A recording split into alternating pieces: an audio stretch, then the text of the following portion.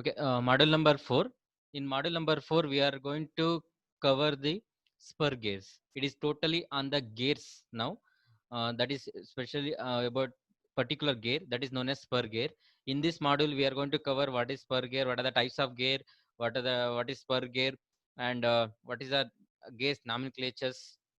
Then derivations will be there. Then numerical problems. Easy only. Don't worry about that. We'll cover slowly. Within a 5 classes we're going to complete this, not a problem. um, we'll just begin with that first introduction part.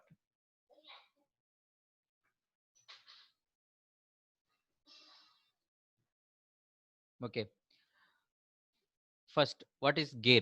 Introduction. What is gear? Gear are toothed cylindrical wheels used for transmitting mechanical power from one rotating shaft to another.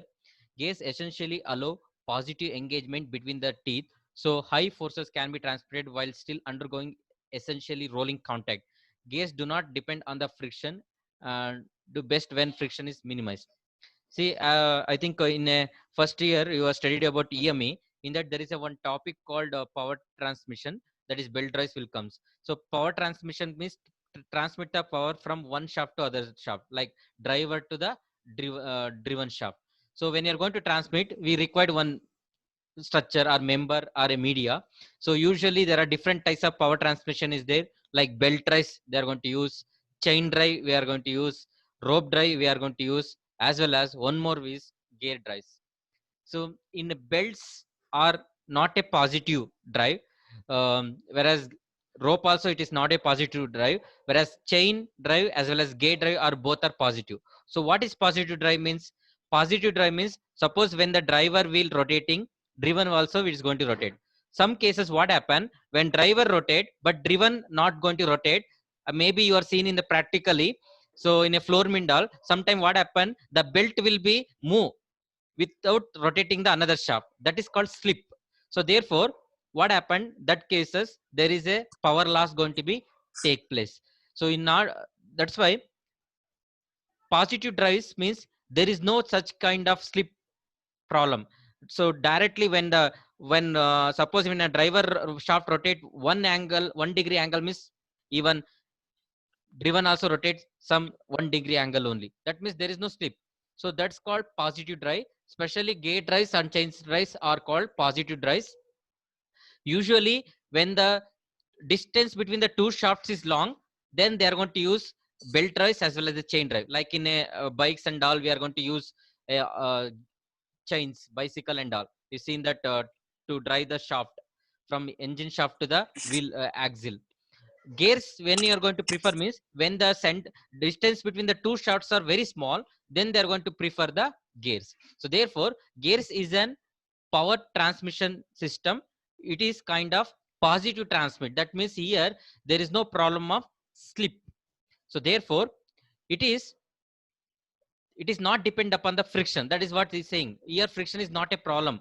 But when case of belt drives as well as in case of rope drive, friction is the main important. Because of friction between the shaft and the what you called belt, then power going to be transmitted. If his friction is less, then what happen, the slip will be problem. But here there is no need of friction. As the friction is minimized, more power transmission going to be take place. So therefore that is the one is the greatest advantage. If you reduce as much as possible friction, we can able to transmit more power. That's why we are going to use oils in a wear and all gears or chains will be there, then we are put a oil to minimize this friction. So therefore we'll see what are the types of gears are there. So based on the different category, they are going to classify the gears. First one, according to the position of first one, according to the position of axis of the shaft, means how they are two shafts are driver shaft as well as driven shaft, how they are going to be positioned. Based on that, they are going to classify as parallel gear, intersecting gear, non-intersecting gear, or non-parallel gears. Parallel means when both shafts are parallel to each other. I will draw it and show you like this. So this is called parallel shaft. Either it may be horizontal or it may be a vertical. So both are parallel to each other. So intersecting means Suppose the driver shaft and when it's a driven shaft will be intersecting like this. So that is called intersecting shaft. And one more is non-intersecting and non-parallel. It may be a not parallel also and not intersecting also. It may be a kind of like this. This is non-parallel and not intersecting. This based on this they are going to classify parallel gear, intersecting gear, non-intersecting gear. So in parallel there are different types of gear system will comes. One is spur gear, helical gear, and rack and pinion. And intersecting, um, there is only one type gear, that is called bevel gear. In non-intersecting, and non-parallel, it is only one type gear, that is called worm wheel gears. So these are the types of gear based on the position of the axis of the shaft. One is parallel, non-parallel, as well as intersecting. Parallel, non-parallel, as well as intersecting. Let me see that in the figure.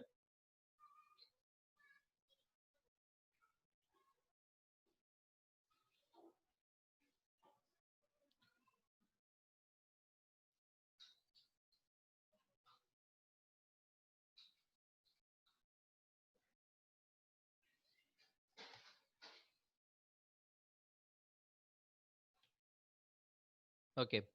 Um, First one is called spur gear. So spur gear means teeth are parallel to the axis of the shaft. You can observe in the figure. You can see teeth. You can see here the teeth. The teeth are, suppose the axis of the shaft is here. The shaft going to fix inside this gear, and the axis of the shaft is like this, and your teeth also going to be parallel to that will be there. That is called spur gear. So usually this spur gear going to use for shaft or parallel. When two shafts are parallel, you can observe this one shaft, this one shaft. These two shafts are parallel to each other. I will draw it and show you the shaft now. You can see now shaft will be like this, shaft axis, and one more shaft axis will be like this. Therefore these two are parallel to each other. So then that cases spur gear going to be prefer. So applications like they're going to application, they are going to use in electrical screwdriver, uh, alarm clock, washing machine, all clothes, as well as in a automobile. Most they are going to use this type of gear system.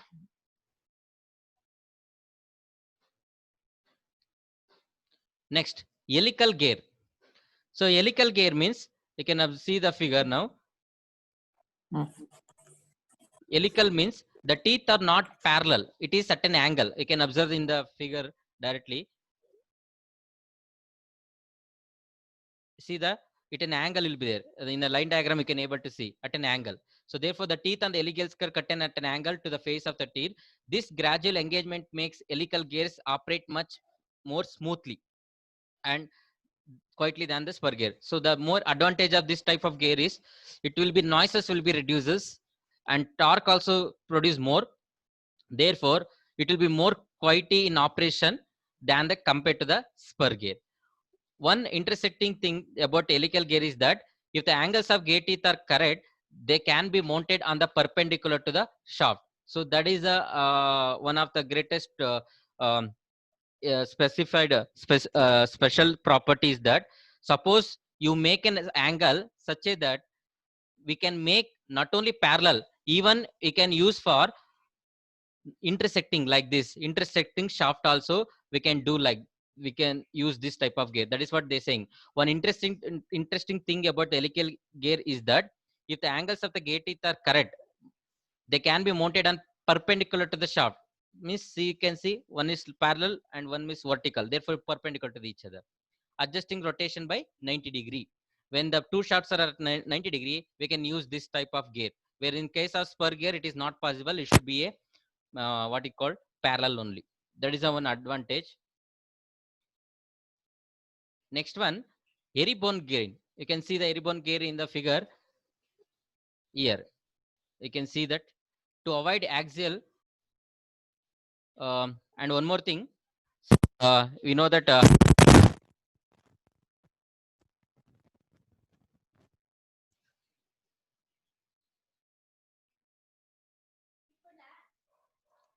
ಬೇಡ ಮಾತೇ ಬೇಡ ಬೇಡ. Herringbone gear. To avoid axial thrust, two helical gears of opposite and can be mounted side by side to cancel the resulting thrust forces. You can see that. So this is what an angle also there. You can see both are meshed in a opposite way. So therefore, you can clearly observe in the figure. So what is the advantage of this is why when they are going to use means to avoid the axial thrust.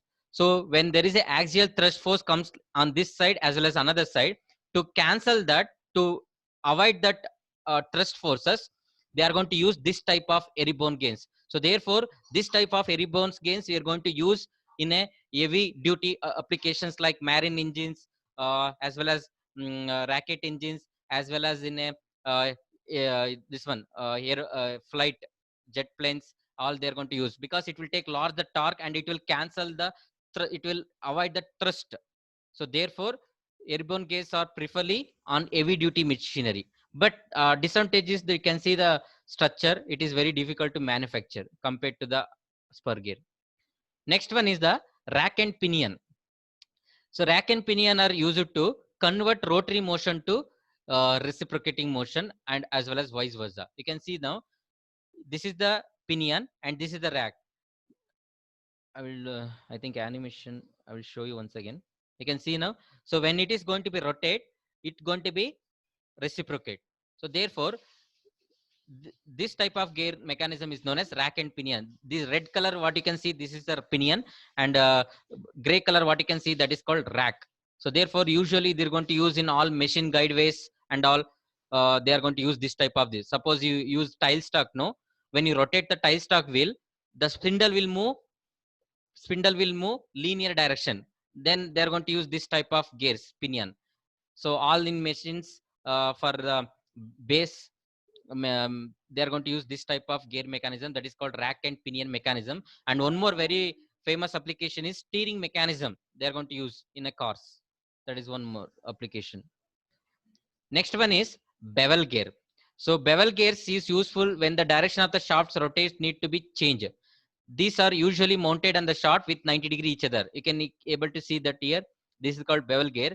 This is the one driver shaft and this is a driven shaft. Both are 90-degree here. You can see able to see the figure now. Blue color and red color, 90-degree each other. Then this is called intersecting shaft. So then this type of gear going to use, that is called bevel gears. When the two shafts are perpendicular to each other, then they are going to use bevel gear. In bevel gear, the teeth may be straight, or it may be a spiral, or it may be hypoid. Both the things, inclined will be there, straight will be there. You can see it is a here spiral. It is spiral, not it is straight one. So teeth are either may be straight, they're cut, or it may be spiral will be there. So this type of bevel gear they're going to use in a locomotives, marine applications, automobiles, railway track machines, etc. So this is also one of the greatest application in a practical bevel gears. Next one, you can see the same thing, the bevel gear. This is, you can able to see this.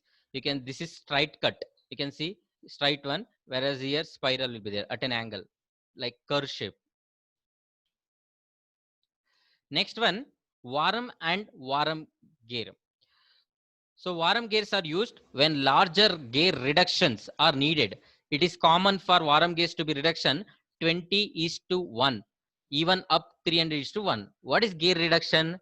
That means that suppose take driver shaft is rotating under, it is maybe rotating 20 rpm, then driven may be rotating only 1 rpm. So that is called gear reduction. That is 20:1. That is the meaning. 300:1 means, suppose you say driver is rotating 300 revolution, means once you rotate 300 times this wheel will rotate only one time. So that means what is happening here, there is a reduction in the speed. When you want to reduce the speed, then you are going to use this type of gear. Usually gearbox and all they are going to use, especially in a first gear system. We are going to use in bikes and all, no, Warham will be preferred there, because in order to reduce the from larger speed of shaft of the engine to the driven shaft. So that is called reduction in the speed. When you want more, then they are going to use this type of Warham gear.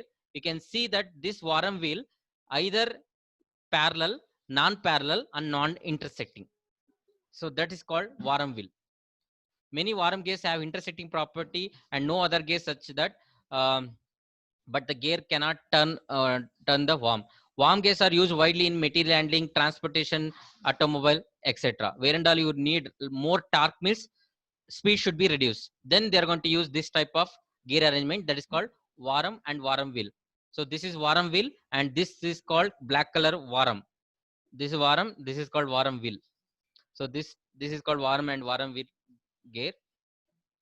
Now this is based on the types of arrangement of the shafts: parallel, non-parallel, intersecting.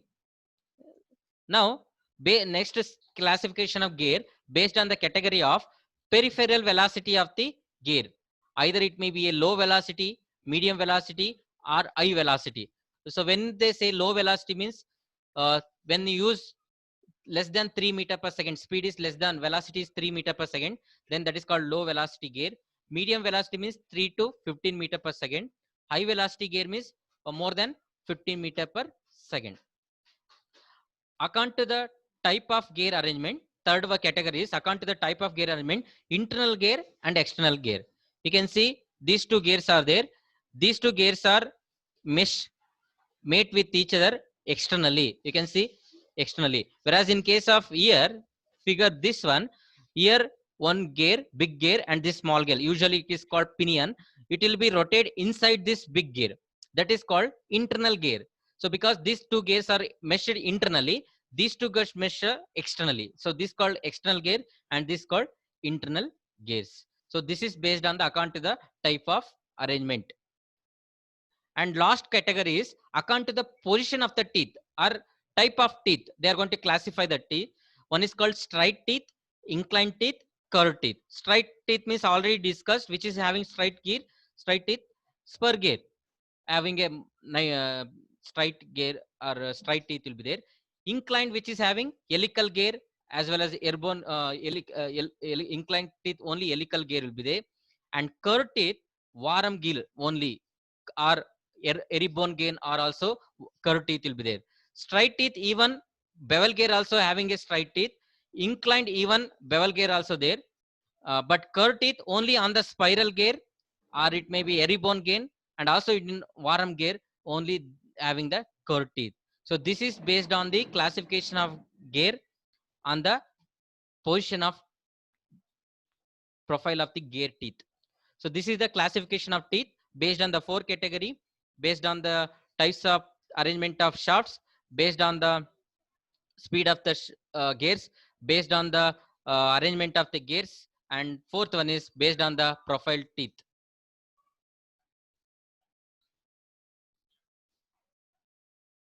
Understood?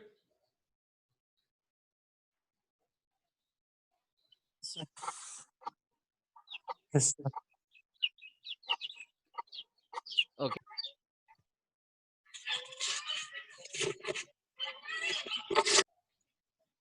Okay, next one, very, very important one, nomenclature of the spur gears. So this is very important. If you want to understand the gear concept, this gear concept, again, it will comes in your next year semester in a design of elements, spur gear design. Okay. So there also it is the same concept going to be repeat. If you want to do you want to do the derivations as well as numerical problems, first you have to be understood the new nomenclature. Today first session will be cover up to this year and we'll take our next section, okay, later.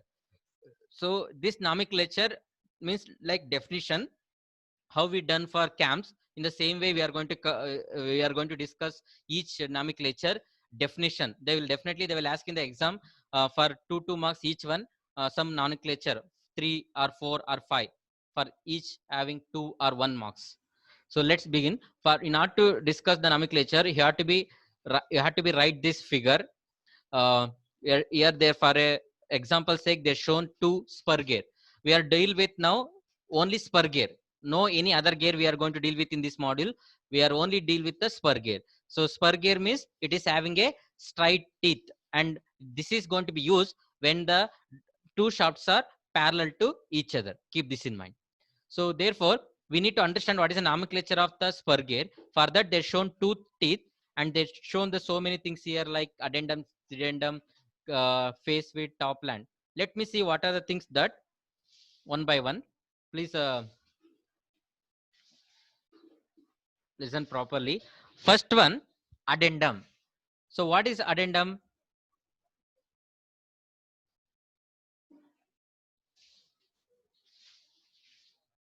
Okay, um, addendum is the radial distance of the tooth from the pitch circle to the top of the tooth. Similarly, dedendum is the radial distance of a tooth from the pitch circle to the bottom of the tooth. Let me see in the figure that.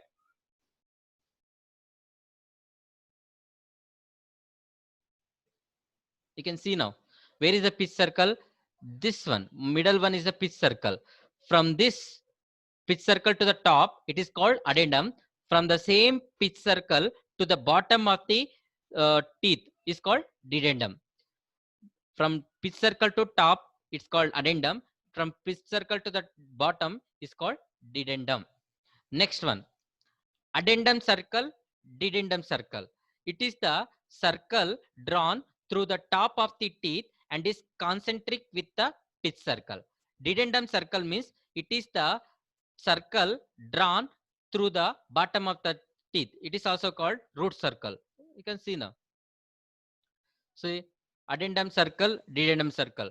From this center of the teeth, if you draw the circle from the top of the teeth, then that is called addendum circle. You can see here. Similarly, from the bottom of the teeth, if you draw the circle, then that is called dedendum circle. This is a dedendum circle. This is addendum circle. So this dedendum circle is also called as root circle. Also called as root circle. So addendum is over, dedendum is over, addendum circle is over, dedendum circle is over. Addendum is from the top to the pitch circle distance is called addendum. Dedendum is from the bottom to the pitch circle distance is called dedendum. Addendum circle means from the pitch, from the top of the teeth, you are going to draw the circle. That is called addendum circle. Dedendum is from the bottom of the teeth, you are going to draw the circle. That is called dedendum circle. And one more circle that is called base circle. What is base circle? It is the diameter of the gear from involute's gear tooth is developed. That means you can see in the figure. You can see now. So involute teeth gear. This is the profile, gear tooth profile called involute tooth. We'll see what is involute teeth later. See here, the teeth going to be begin from this point. So therefore, the circle will start from here, where the teeth going to be involute profile going to be start. The involute profile means you can see the curvature, no, this slope. This is called involute profile. So the profile will start from this point. So therefore, where the point is going to be begin the involute, that circle is known as base circle. You can see this is called clearance circle, also called as base circle. This circle is known as base circle. Next one more circle, pitch circle. Pitch circle means it is an imaginary circle which by pure rolling action would give the same motion as actual gear. Imaginary circle. You can see pitch circle. Pitch circle, where it is there, it is almost at the exactly center of the teeth. Between this to addendum to dedendum, the center, you can pass through this circle, no? You can see this center line. So this circle is known as pitch circle. See, it not look like circle, but gears are in a circular. We have taken only two profile of the teeth and is showing, but it is in a 3D, it is like a circle because all gears are in a circular nature will be there. So this is called imaginary circle. It is passed through the center of the teeth. This is called pitch circle.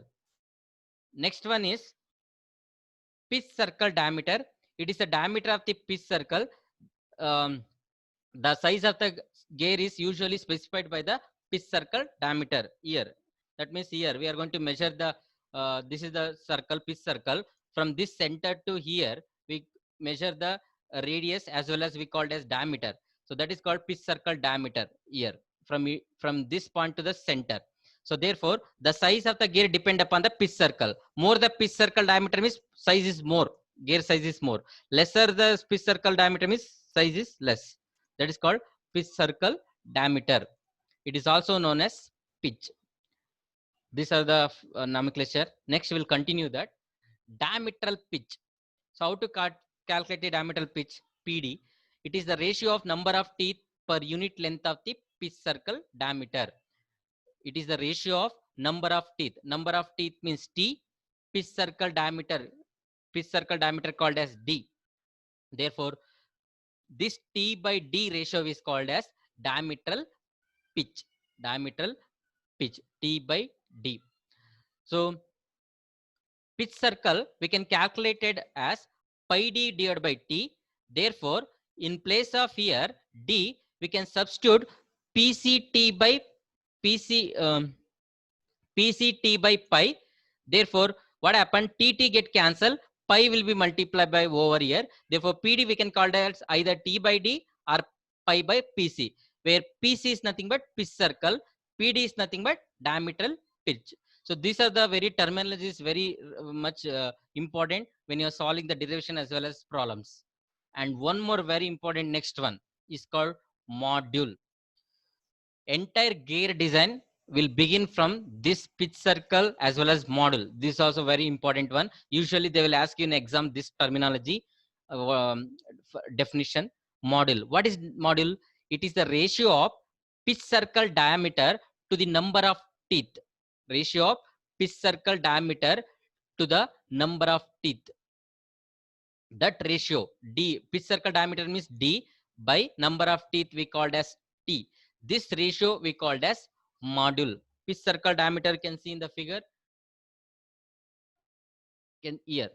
So what is the pitch circle diameter with respect to the number of teeth? That ratio is called a module. Okay, that is called module M, denoted by M. So that means more the teeth means lesser the module. Lesser the teeth means more the module. So your module depends, more the module means your strength of the teeth also going to be more. Clearance. Clearance means it is the radial distance from the top of the tooth to the bottom of the tooth in a meshing the gear circle passing through the top of the meshing gear. That means you can see, I will show you in the directly the animation. You can able to see there is a, when two gears are meshing, there is some clearance. You can see that clearance is, that is gap is called a clearance, or you can able to see in a figure. You can see now. So when the one more teeth is overlap here, there is a gap between this ear to here. That is called a clearance, or you can able to see clearly in the animation. So see that there is a gap, you can see that is called a clearance. That is called a clearance. Total depth. It is the radial distance between the addendum and dedendum circle of a gear. It is equal to the sum of addendum and dedendum. We'll see in the figure. You can able to understand that. See now, total depth means sum of addendum plus dedendum. If you add the addendum distance plus dedendum distance, that is called total depth, or it is also called as hole depth. One more is called working depth. Working depth means here up to the clearance, addendum plus up to this distance, up to the only the clearance, and that is called working depth. Total depth means dedendum plus addendum. Working depth means addendum plus this up to this pitch circle to the clearance distance is there. No, this is known as working depth.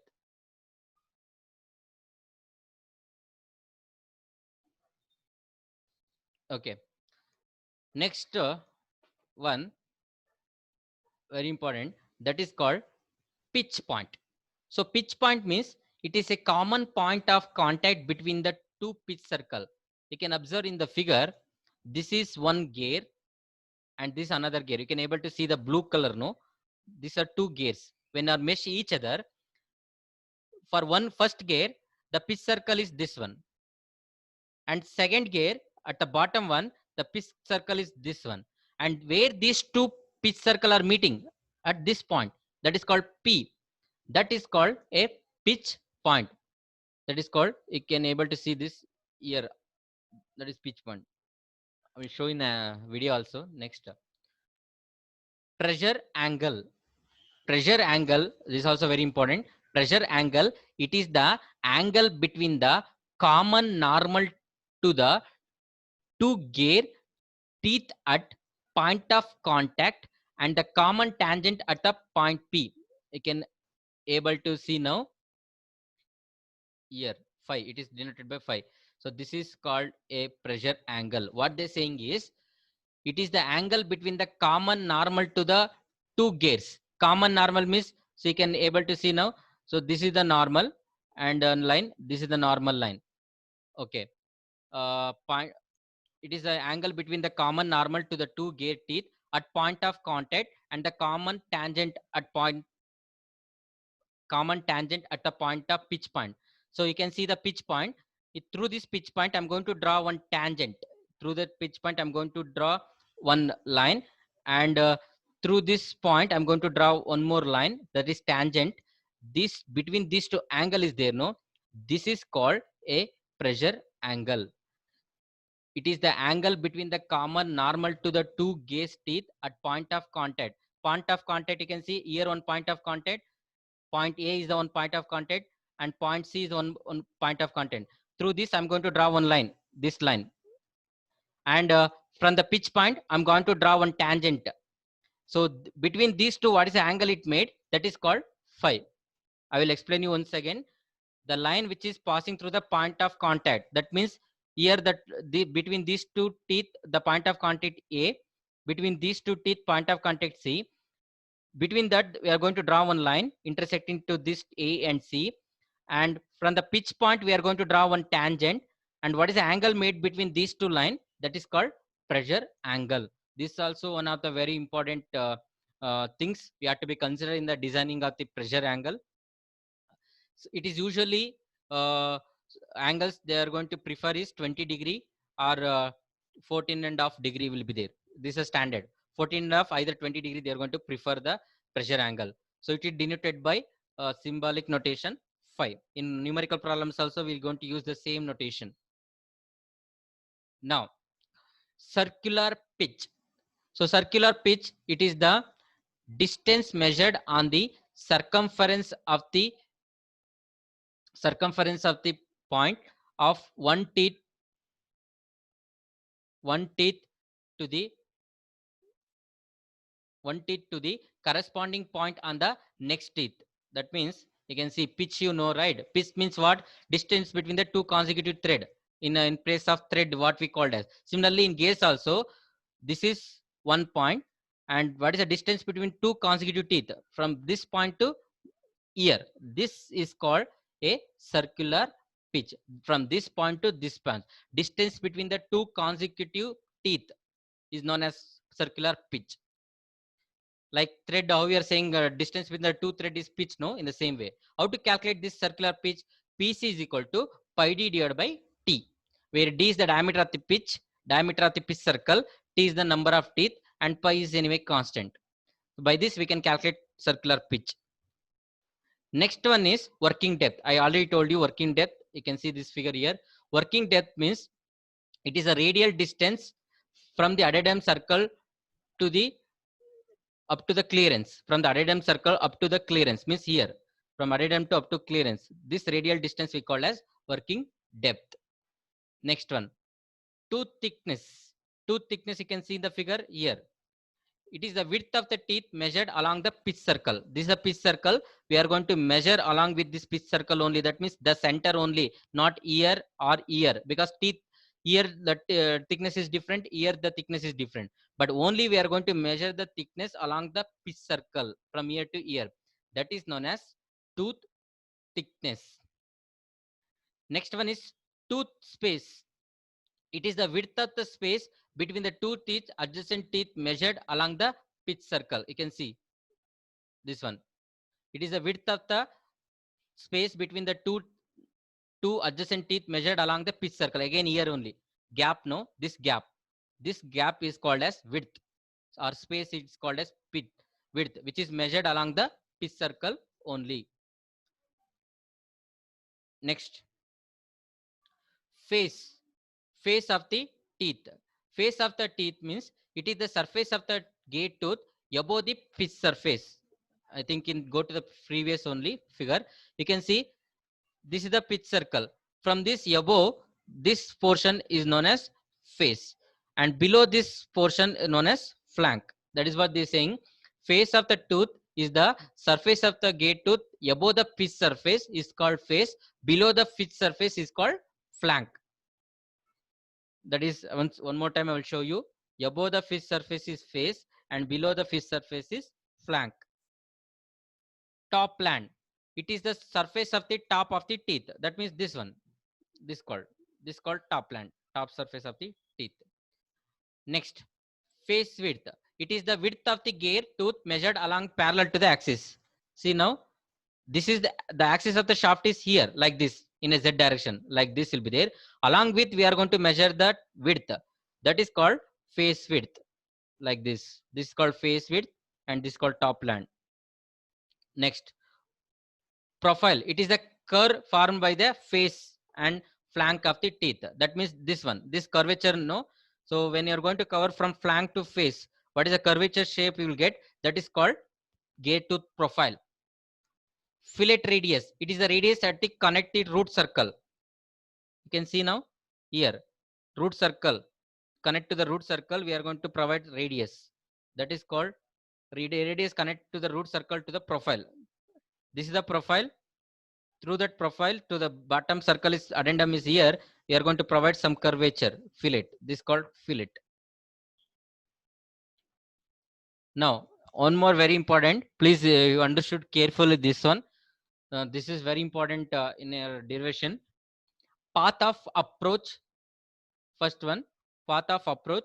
Path of approach, the portion of the path of contact from the beginning of engagement to the pitch point. So let me see in the video, you can able to understand that very easily.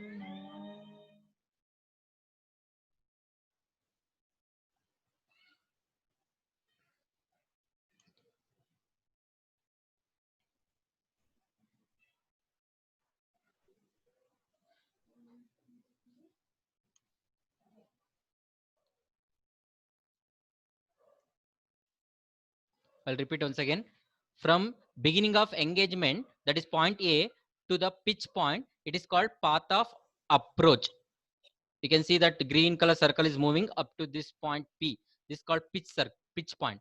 Again, from pitch point to up to the end of engagement of the teeth. End of engagement of the teeth take place up to point D. Then it's going to be separate two teeth. That P to D distance is called path of recess. Path of recess. Therefore, A to D is called path of contact. Here, A to D, it's called path of contact. That is what is showing here. Path of approach is the portion of the path of the contact from beginning of engagement to the pitch point. Pitch point means where the two pitch circle of the gate are going to be mesh or contact. That is called pitch point. And path of recess is the portion of the pitch from pitch point to the end of the engagement. I think you can able to see this here in the figure. This is a pitch point P, and pitch point P to up to C. P to C is called path of recess. A to P is called path of approach. Therefore, path of contact means from the beginning of engagement to the up to the disengagement. That means A to P to P to C. That is A to total distance C is called path of contact. There, and one more is length of path of contact. Length of path of contact, it is the sum of path of approach plus path of recess. Nothing but path of approach. Path of approach is according to this figure A to P, and path of recess is P to C. Therefore, if you add these two distance, you'll get AC. That AC is called as path of contact. It is the sum of path of approach plus path of recess. This is very, very important. Understood this? Path of approach from the beginning of engagement of the teeth to the pitch point is called path of approach. From the pitch point to the end of engagement of the teeth is called path of recess. From engagement to disengagement of the teeth is called path of contact. Understood? Video artha aitadu? All of you understood? Yes, sir. Yes, sir. Yes, sir. Okay. Next, similarly, arc of contact. Arc of contact, it is the path traced by a point on the pitch point circle from the beginning to the end of engagement of the given pair of teeth. That means when the teeth going to be engagement from A to C up to the disengagement, what is the curve it can be traced? Curve path it can be traced. That curve is called path of, what is that? Arc of contact. In that there are two. One is called arc of approach and arc of recess. Means arc of approach similarly like path of approach. Arc of approach means the curvature distance which is covered from beginning of the engagement of the teeth from A to up to pitch point. What is the curvature will be there? No, here. That is called arc of approach. Similarly, from pitch point to the disengagement of the teeth, what is the circular distance it cover or it traces? That is P to C. It is called curvature. It is called arc of recess. Therefore, arc of approach plus arc of recess will give the arc of contact. So in the before we taken AP and PC, it is a linear distance. Here we are talking about circular. Circular means arc shape. When teeth are meshing from A to P in a circular nature, what is the path it will trace in an arc circular nature? That is called arc of approach. Similarly, from pitch point to the disengagement of the teeth, what is the arc shape it will cover? That is called arc of recess. Therefore, from beginning of engagement to end of engagement, what is the circular shape or circular arc it will cover? That is called arc of contact. This is very important terminologies. They will most of the time they will ask in exam 2 to 1 marks for each definition: path of approach, resource, contact, arc of contact. And also for the next upcoming derivation, this is very important. Understood? Yes, sir. Yes, sir. Understood, sir. Okay. Now come to the one more basics. Profile teeth or forms of teeth. Forms of teeth. So profile means, as I told, which is the shape of the teeth which is covered from flank to face to flank, means ear to ear. That is called profile of the teeth or forms of teeth. So in this, commonly in practice, there are two types of teeth shape they are going to use. One is called cycloidal teeth and another one called involute teeth. Another called involute teeth. So here, this is called cycloidal teeth and this is involute teeth. This is cycloidal. You can see this shape like in a flower shape. It is, you can see, no, this is cycloidal and this is involute teeth. Let me see. And examination, they will ask you on this. Explain the profile shape forms of teeth. Note, write a note like that. Okay. First one will take cycloidal teeth. A cycloidal teeth is the curve traced by a point on circumference of a circle which rolls without slipping on a fixed straight line. When a circle rolls without slipping on the outside of the fixed circle, the curve traced by a point on the circumference of the circle is called epicycloid. On the other hand, if a circle rolls without slipping on the inside of the fixed circle, then the curve traced by a point on the circumference of the circle is called hypocycloid. So what is this? You'll see in the next animation you can able to. Cycloid means, you can see the animation. Okay, it's going to be end in 10 minutes again. We'll cover fastly. See now, this is the fixed path. Suppose this is a straight line, it is fixed. Now one circle is moving, one circle is rolling. This is the tracing point. This circle is rolling on this straight line body without any slipping. And what is the curve it will traces? You can see the red color, you can see the traces. This, no, this is called cycloid. This is when this roller moving in a straight line. Suppose this roller, same roller which is moving in a circle. Suppose this is the blue color, you can see this is a fixed circle and this roller will move, rolls outside the circle, and what is the curve it will traces without slipping? That is called epicycloid. Epicycloid means it will traces the path outside the circle when moving on outside the circle without slipping. And next one is hypocycloid. Hypocycloid means, so again consider the same one fixed circle blue color and one more circle which is rolls inside the this fixed blue color circle, and what is the path it will traces or curve it is traces is called hypocycloid. This shape is called hypocycloid. Hypocycloid, and this is epicycloid. Epicycloid means outside the circle, hypocycloid means inside the circle. Then how to construct this cycloidal teeth? How to construct this cycloidal teeth? You can take an example here. That is what he explained here. I will directly explain with a figure. Now you take these two circle. Okay, first you take this circle, first circle, and this is the pitch circle, and the point P is the tracing point. Now this circle, assume that this circle D, it is fixed. It is fixed. Now this circle will rolls outside this circle D. What happened? The point P will traces this AP. Profile is AP. That means it will move in a anti-clockwise direction.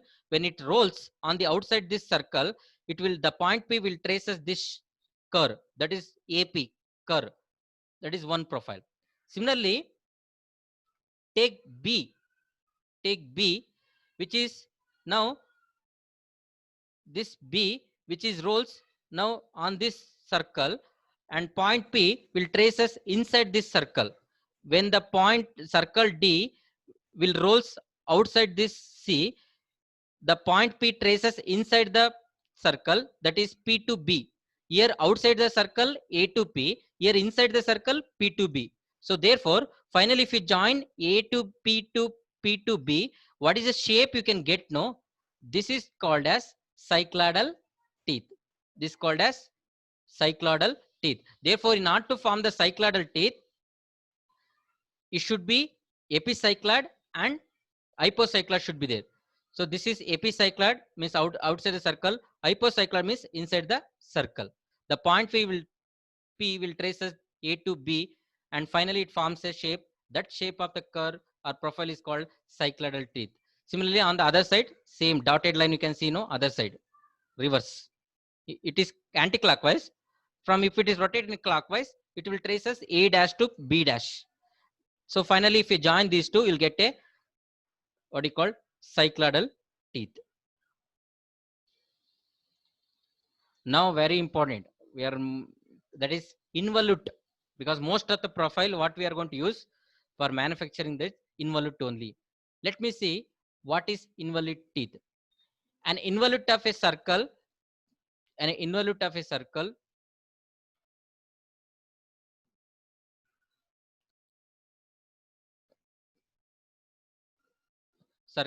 is a plane curve generated by a point on a tangent which is rolls on the circle without slipping. I will repeat once again. An involute of a circle is a plane curve generated by a point on a tangent rolls on the circle without slipping. That means you consider this circle here one tracing point. From this tracing point you draw one tangent line. This is a tangent line. When you're going to be roll on this, I will show the animation.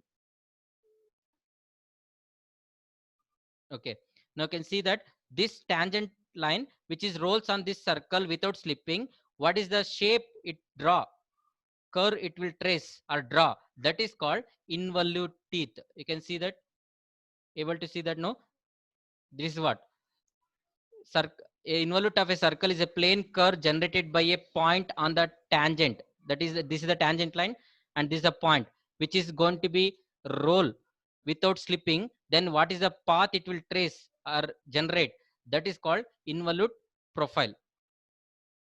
Then how to construct this involute teeth with respect to video, it is able to, you can able to clearly understand. I'll show you that.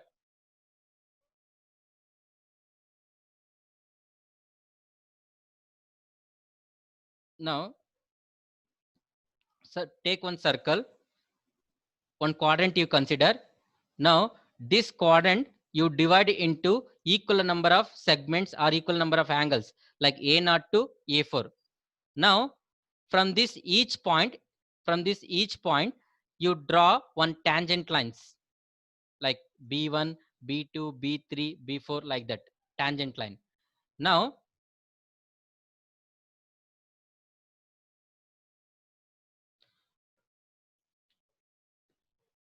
you take the distance from A0 to A1 and take point and cut the point here, that is called C1. Similarly, take A0 to A2, put a